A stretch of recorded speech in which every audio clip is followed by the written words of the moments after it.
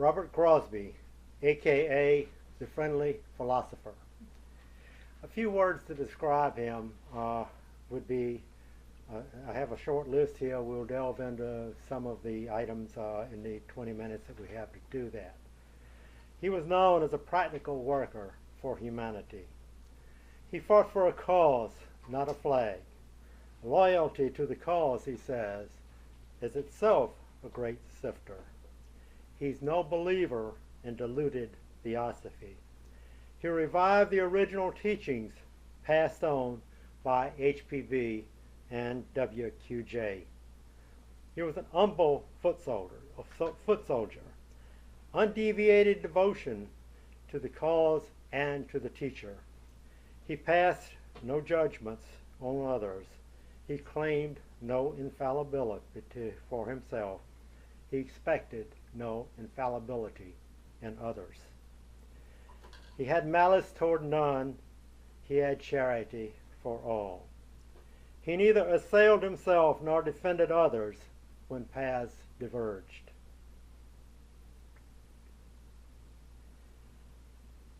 He never denied his help. He gave freely. He was ever kind, ever the teacher, ever the guide. He was determined. And he founded the ULT. He wrote the Declaration. And it said that any of us, in whatever station in life, in whatever way we do it, can do the same thing he did. His letters and lectures came together as a friendly philosopher, which is left to us to read and assimilate. He wrote the Universal Theosophy, which is often referred to new students. We refer to them to that particular book because it puts together much of, in fact, it puts together the entire idea of theosophy as presented in other books. He wrote answers to questions on the ocean of theosophy. He wrote notes on the Bhagavad Gita starting with chapter 8. Mr. Judge had started the notes, and after chapter 7 he passed from the scene. And this it is very difficult to tell where Mr. Judge left off and Mr. Crosbie started. He was the editor of Theosophy magazine. He was the editor of the Theosophical Movement. He was the editor of Because for Children Who Ask Why. Mr. Crosbie, it is said, gave theosophy his all, as he knew that theosophy is a life to be lived. Chronology of events. January 10, 1849. Mr. Crosbie was born in Montreal. He was raised a Presbyterian, but he found that religions around him offered no satisfactory answers when he questioned them deeply. He always had a strong regard for the rights of others and always exercised a strong moral control over himself. 1869, 20 years later, R.C. and a partner started a business in Montreal. His partner soon became his father-in-law. Some years later, they had an opportunity to sell their business and move to Boston and start a similar business there. Soon thereafter, his partner and father-in-law brought him news of the proposed establishment of a branch of the TS in Boston. The word Theosophia struck him as having deep meaning. So he went to the first meeting. He joined the TS immediately. Soon after that, Mr. Judge came to Boston to speak. And after the meeting, the new students of Theosophy were presented to Mr. Judge. As Mr. Judge was leaving for his hotel, he turned back and said, "Good night, Crosbie. I've got you on my list." At that time, Mr. Crosbie said, he recorded, a veil was lifted, a tie was formed, which has never since been broken. Moving into 1888, the esoteric section of the TS was formed. Mr. Crosbie became one of its earliest members. Mr. Crosbie identified himself with the Zahn section and was for many years the devoted and close companion of William Q. Judge and pupil of H.P. Blavatsky. Mr. Judge would often refer to students in New England to Mr. Crosbie, saying, "Ask Crosbie, he thinks and acts as I do." Moving along, just to show that he had his family issues, etc., and his problems in getting through this life, just like we all do. There was a divorce. He had to start a new business on his own, and he was very involved at this time in the Theosophical movement, helping to organize national and international conventions. He witnessed Mr. Judge being attacked, exonerated, and later persecuted again, as if Mr. Judge had to defend HPV after being attacked, etc. In the second convention he organized, these words we find in one of the reports from Mr. Judge. These are words, Mr. Judge's words. "The unity of the Theosophical movement does not depend upon the singleness of organizations, but upon the similarity of work and aspiration. And in this we will keep the link unbroken," which was APB's last words, "keep the link unbroken." Mr. Crosbie participated in submitting a historical sketch of the TS. When Mr. Judge died March 21, 1896, Mr. Crosbie published one of the few articles that he signed. He called this article "A Friend of Old Time and of the Future." A few of the words in his statement was, as such does William Q. Judge appear to me, as doubtless he does to many others in this and other lands. My first meeting with him changed the whole current of my life. The power that radiated through him became in each an ever-present help in the work. His was the voice that encouraged or admonished.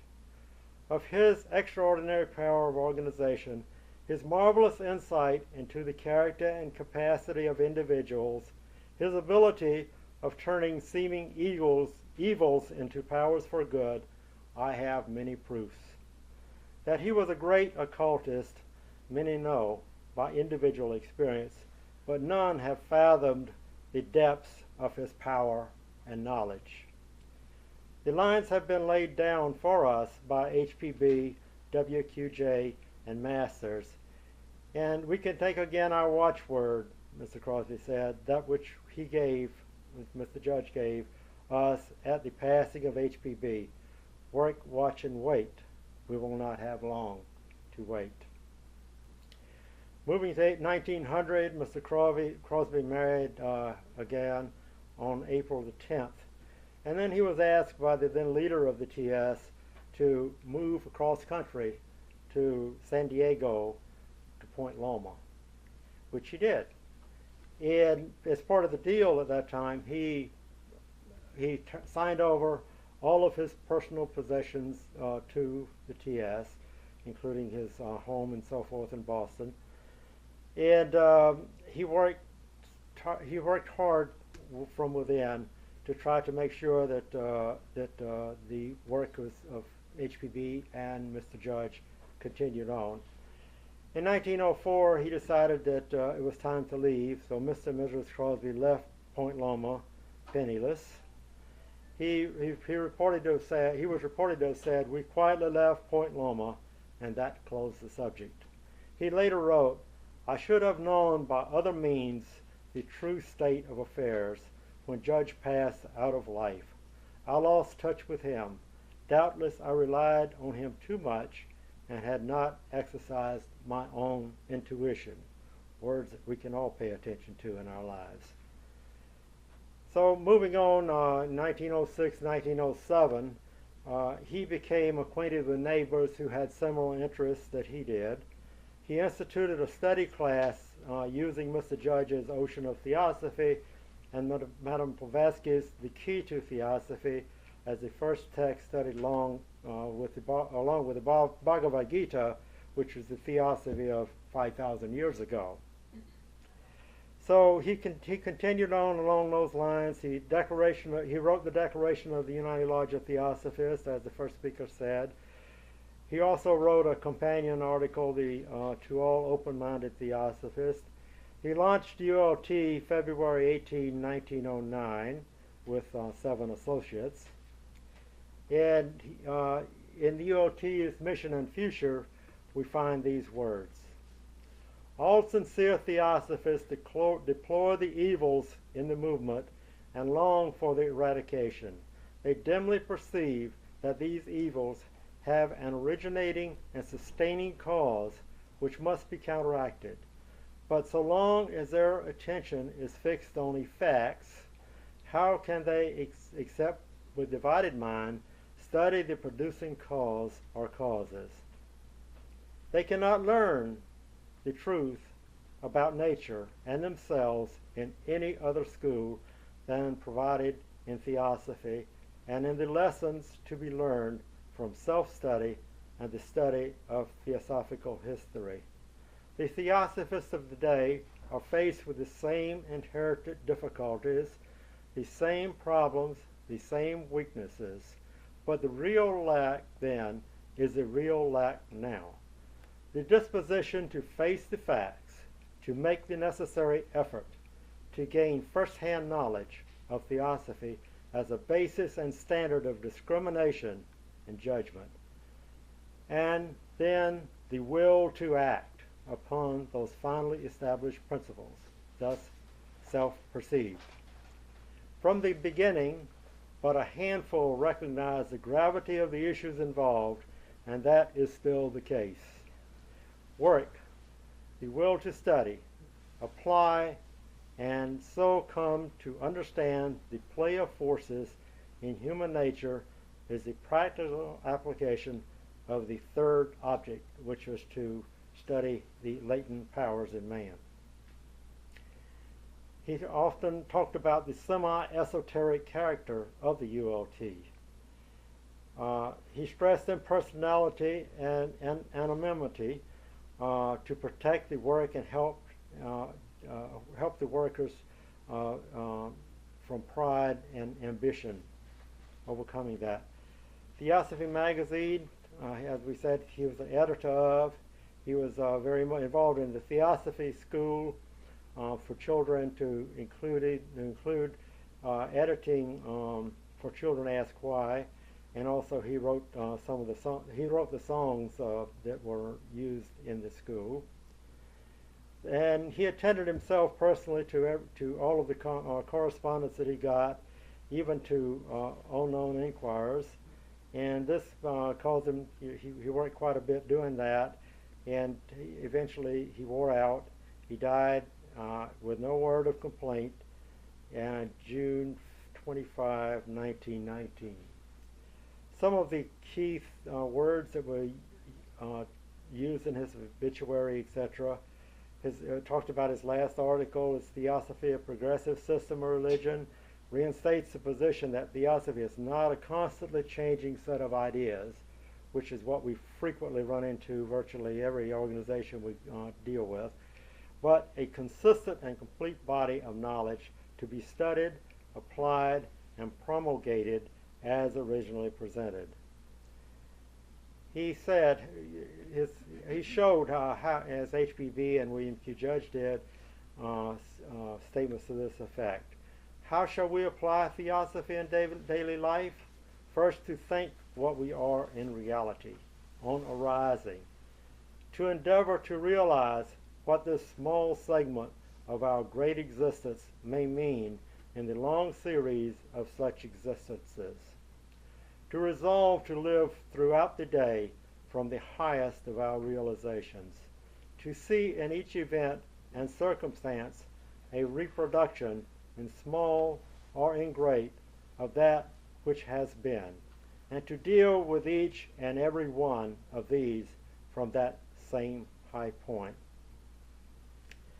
He said, I, for one, do not believe that she, HPB, made one single mistake in response to somebody saying that she was making mistakes, but that everything she did was intentional and with a beneficial end in view.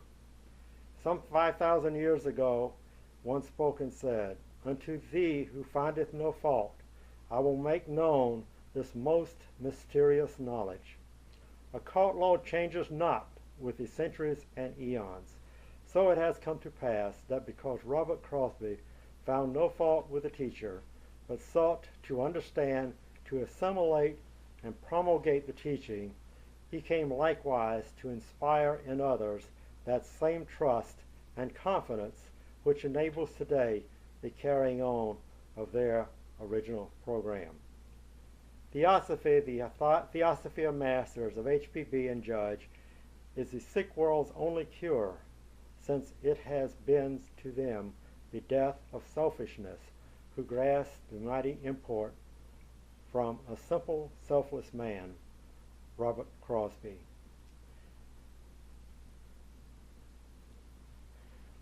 When asked why could not the students see the true lines to follow, no matter what calamities and claimants arose, Mr. Crosbie responded, "It all lies in one word: personalities and successorship."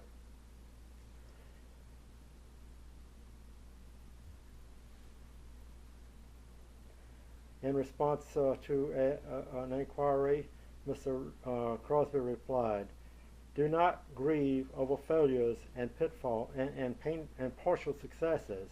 It is the effort that counts. He who with right motive and with sincere goodwill does the best that he can, and all that he knows how to do, does enough."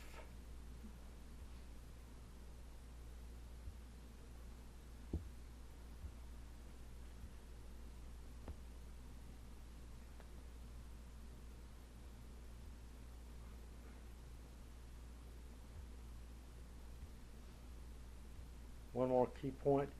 The record of the Theosophical movement shows how difficult it is for Theosophists to choose to make up their minds once and for all. 3 individuals of record who did that are H.P. Blavatsky, William Q. Judge, and Damodar K. Malavankar. And perhaps this student would add to the list Robert Crosbie. Theosophists then and Theosophists now have failed to grasp even the self-evident issues involved in Theosophy and in the Theosophist. There is no room for compromise. Compromise, Mr. Crosbie said, is the path of ignorance of human nature, not of knowledge of the divine nature. The Theosophist has to see for himself, to know for himself, if he is to choose and choose wisely, which is to say, irrevocably for himself. Otherwise, the warring elements in nature, the conflicting principles in himself, will make him first the victim and then the tool, the irresponsible tool of what lower nature, which seeks ever to be on the safe side, of which it seeks power for its own sake. That the Theosophy of H.P. Blavatsky and William Q. Judge is in the world today, that the history of the Theosophical movement is of record, that the movement itself continues as it was begun, is due to the loyalty of Robert Crosbie, a humble student, an humble pupil who chose with his eyes open to follow the footsteps of predecessors. Robert Crosbie was no believer in diluted theosophy. His loyalty was wholehearted and single-minded. From the first day, his life was hid in the teachers' lives, which is HPB and William Q. Judge and the Masters, and theirs was hid in the great cause. Mr. Crosbie considered theosophy a life to be lived. Be theosophists, work for theosophy, HPB said. Theosophy first and theosophy last, for its practical realization alone can save the Western world. Robert Crosbie took these words of HPB to heart, made them his own, found others who imbibed his spirit, drank at the same great source, and so can theosophists, however humble or however situated. So and so alone will the great first object to form a nucleus of universal brotherhood be realized. After Mr. Crosbie passed, B.P. Wadia came on the scene to continue on the work. Among many other things he did, we had a passage from him earlier, was to be very instrumental in establishing this lodge, the Washington, D.C. Lodge of the United Lodge of Theosophists.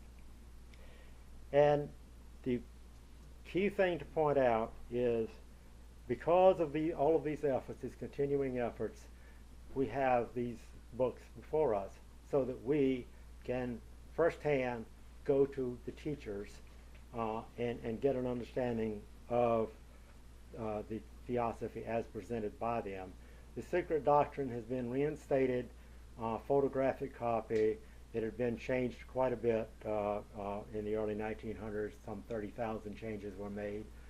Isis Unveiled was completely out of print by 1925, and it was put back into print just like it was when HPB wrote it. And all of HPB's works and Mr. Judge's works are available now to those who want to go back to the teacher and assimilate this information to make it their own. This is how we can remember Robert Crosbie. We can appreciate his life and have this gratitude toward him, but service to humanity is what we want to do to appreciate and recognize him. The prime objective continues of the ULT is